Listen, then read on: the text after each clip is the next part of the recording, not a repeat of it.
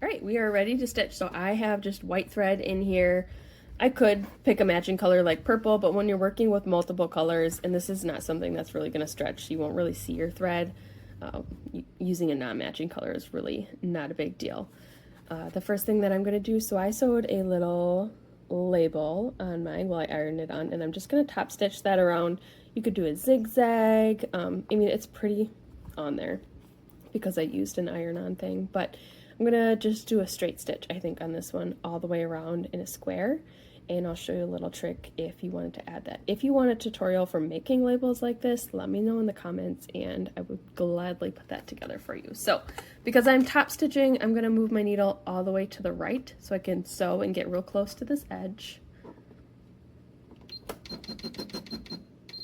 And I'm gonna put my top stitch on a 4 for this. And a nice way to get really neat top stitching is to actually pull that bobbin thread up to the top so that it doesn't cause a little nest of thread on the bottom. So we're just gonna line that up. You know what, actually, normally I do top stitching with my needle all the way over. Because this is so tiny, I'm gonna go back to the middle and just hold it in the middle. I think that will give me a little more control on this. I'm lining this edge up right with the edge of this slit in my presser foot. And that is where I'm going to sew.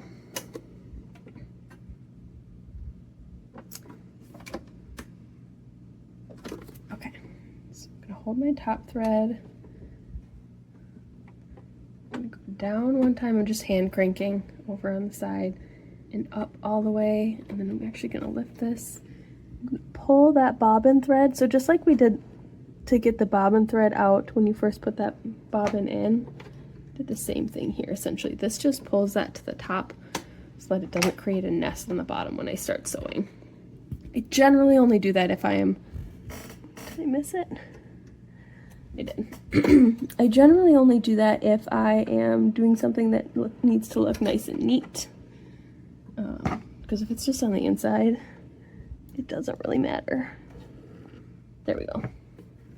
Okay. Now that I got those to the top here, I'm going to put this back down.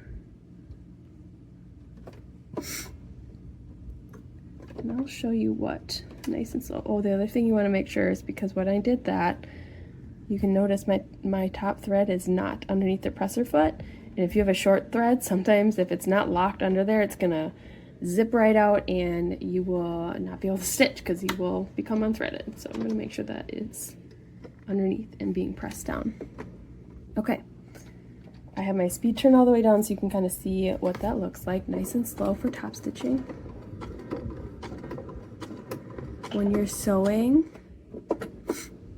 a square or a rectangle or you're turning a sharp corner, always put your needle all the way down so you can lift your presser foot up and nicely pivot without losing your spot. Put it back down. Make sure that next one is nice and lined up where I want it.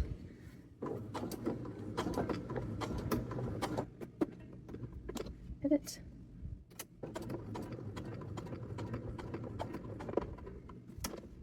Okay, so you can see I have my top threads there.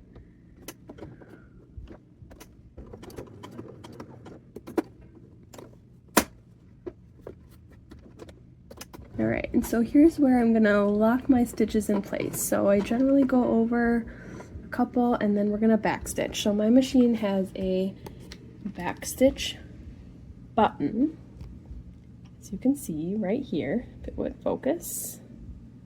There's a little like return arrow looking thing here. That's my back stitch button. Some machines have a back stitch lever or mode. My Singer 403A that I started with had a lever that I would have to put up. Kind of felt like driving a car because you'd have to manually lift this lever and then put it back down to go forward again. So you can always reference your manual if you don't know where that is. So I'm gonna hold mine down and you'll watch it go backwards, and then I'll go forward a couple of stitches.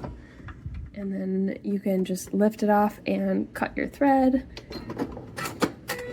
I like to use my cutter button. And there you go. So we'll just trim the rest of these threads and it's a nice neat top stitch.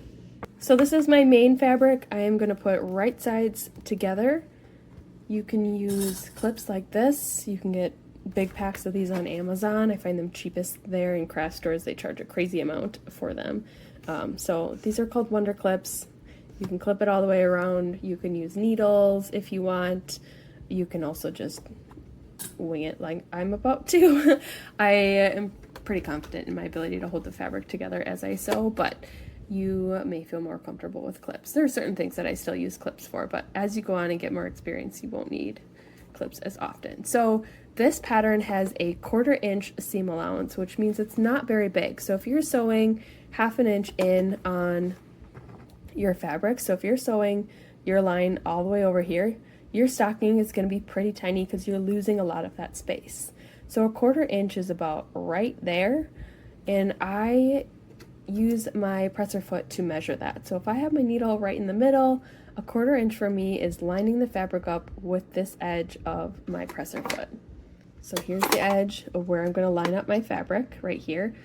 Most sewing machines also have a little grid on with a ruler on their stitch plate. You can also use that, but a 1/4 inch is so small that it doesn't really show up. So I sew right on the edge. It is important to make sure that both your fabric is touching both of the feed dogs. These little grooved edges down here are called the feed dogs. That's what pulls your fabric through.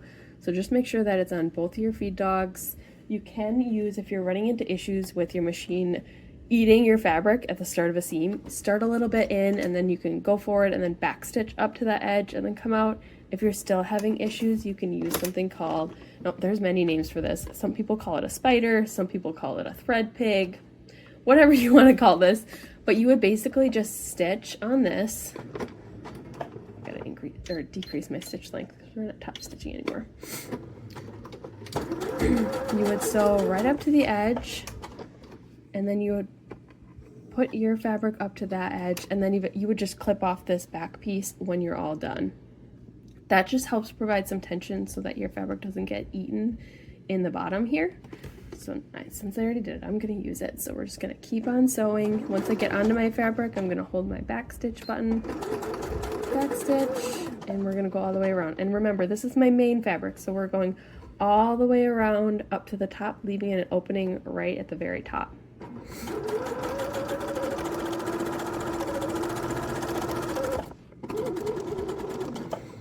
It's a little trickier on the curve, so you can lift your presser foot and pivot a little, sew a little, pivot.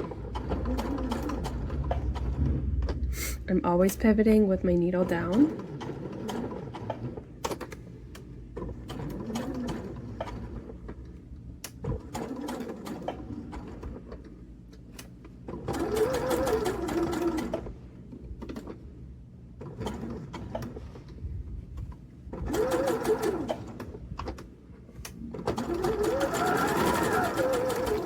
Back stitch at the end again to lock that stitch in place. So now we can clip off our pig or spider, whatever you want to call it, and we have our main piece done. The next thing you're going to do on this piece, you have a couple options. If you have access to a pinking shears, it's like that zigzag fabric scissor, you can cut all the way around and that will help ease your curves. If you don't, and to be honest, I never really think to use it because I don't sew wovens very often, you can just use the small little scissors and snip up to, but not into, that stitch line. See how it goes right up to, but not into.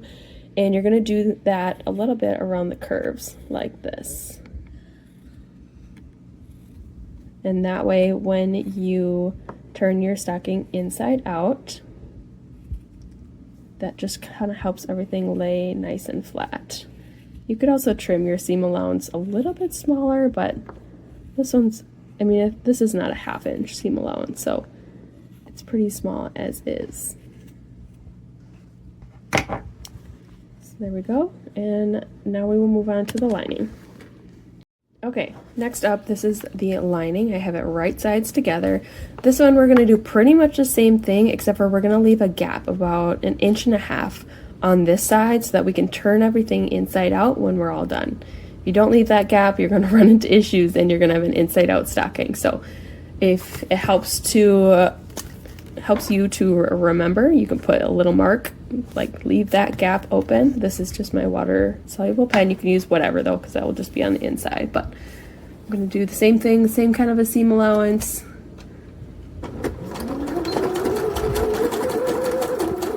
So right up to there, we're going to back stitch. I'm going to cut it, and I'm going to jump forward, and I'm going to keep going here. So back stitch.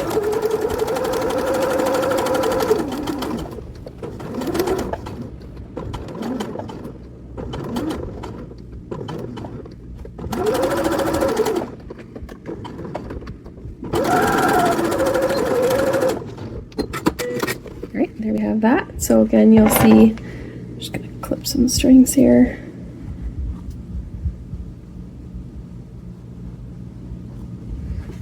I have that little opening right there. Okay, so that piece is done. You can do your cuff. So here's my cuff. This is the right sparkly side. I'm going to fold it this way. I'm going to sew here. So again, just using a plain old straight stitch. I will definitely move into teaching knits later, and that's when the zigzag is going to come in, but for wovens, the straight stitch is where it's at.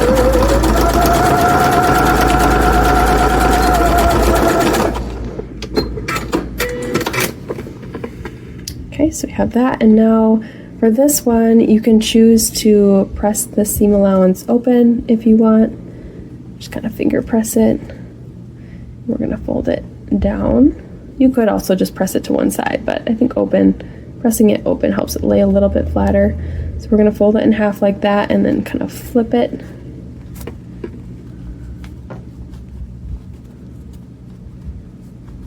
Out just so that we have our cuff. So you'll have a folded edge and then just a raw edge. Just kind of get it nice and flat. Line those edges up. Okay, so that's my cuff. All right, the other piece we're going to prep is the hanging piece. So you can see I've already pre-ironed this. You're going to iron it in half first. You're going to open it up, and then you're going to fold each side in. It'll be about 1/4 of an inch. You're going to press there, fold this side in 1/4 of an inch, and then you're going to fold it all together like this. So that it just makes a nice little ribbon. And again, if you don't want to do this, you could also just use a ribbon for the hanging piece. What we're going to do now is top stitch as close as we can to the open end. Obviously, you don't need to sew the folded end. You could if you want both sides to look the same, but I'm just going to use a top stitch. And when I say top stitch, I mean like a stitch length of 4 and a straight stitch. I'm going to top stitch this edge here.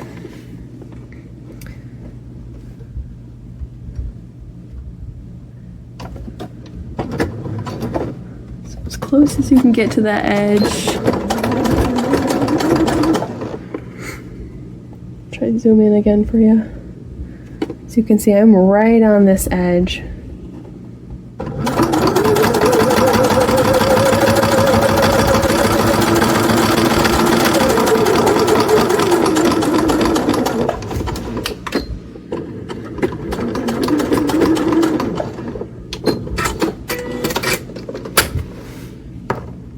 And that's what that looks like.